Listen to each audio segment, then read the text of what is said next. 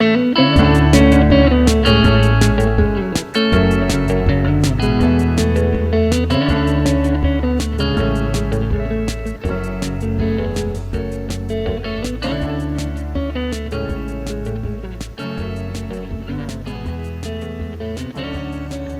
pruning, or green pruning, is carried out during the period of vegetation and fruiting, and is intended to remove excess vegetation to improve insulation and aeration of the crown of the trees so they remain healthy and productive.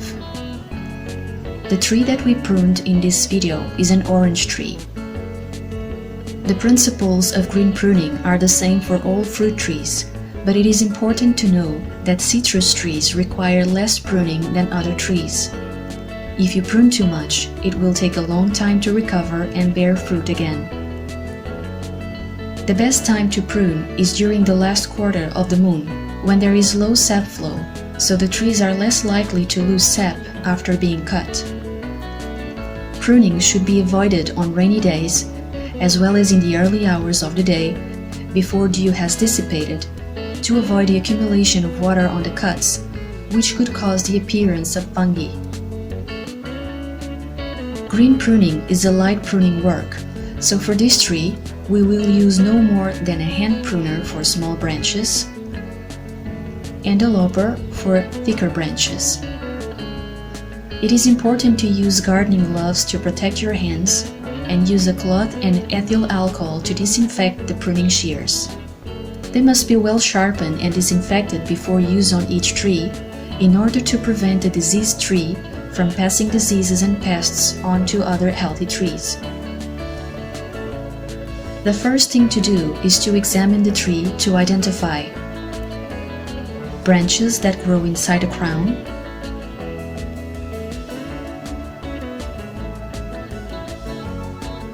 intersecting branches,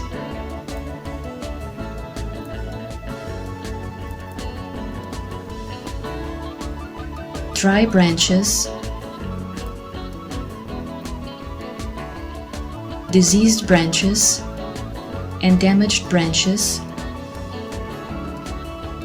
sucker branches originating from the trunk and the rootstock,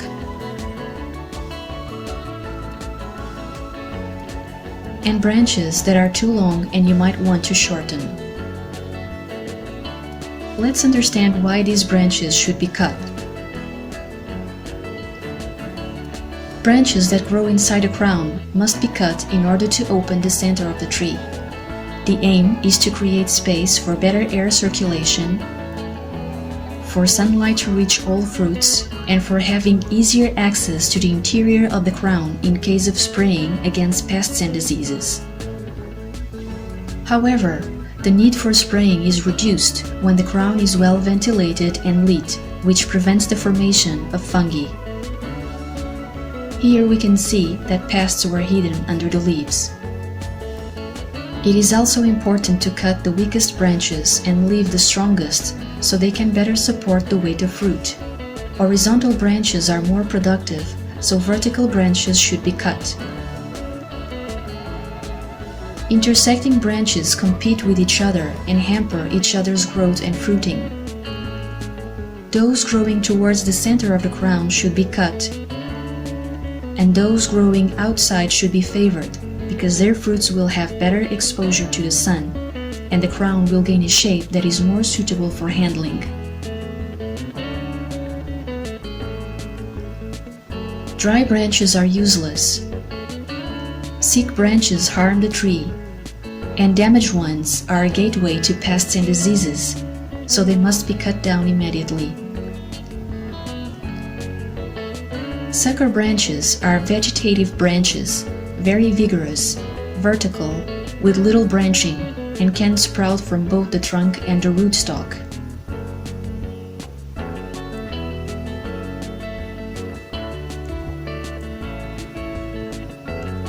These branches grow extremely fast and hinder the growth of the tree, as they suck the nutrients that should be consumed by the trunk.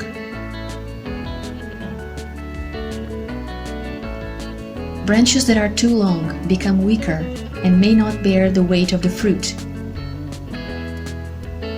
Cutting these branches makes them stronger, while allowing you to define the layout of the crown. So let's see how to remove these branches from the tree. Suckers can be removed carefully by hand if they are still small and newly formed, or cut with a hand pruner if they have woody stems.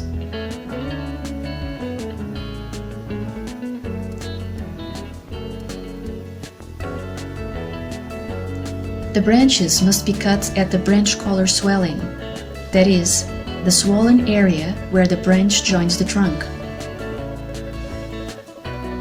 This is a favorable area for healing. If cut properly and the branch's collar is left intact, the wound will seal more easily, which is very important to protect the tree from pests and diseases. For thinner branches, use a hand pruner, and for thicker ones, use a lopper.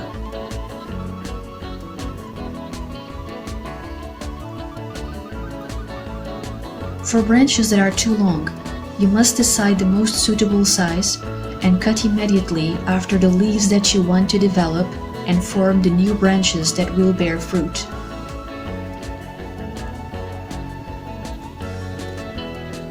It is also common to find healthy twigs and dead twigs on the same branch. In this case, cut the dry twig where it begins. Due to the shape of the tree, it is not always possible to make the perfect cut, but the ideal cut must be precise and performed at once, whenever possible with an inclination of approximately 45 degrees, which avoids the accumulation of water that can cause the rotting of the branch and the appearance of fungi.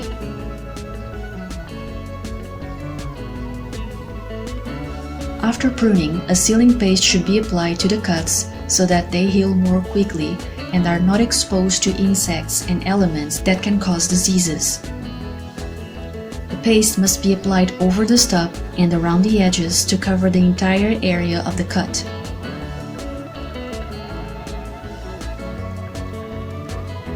As we said at the beginning of this video, green pruning is a light pruning work with few cuts, especially in citrus trees. From the tree that we pruned for this video, this was the amount of branches removed.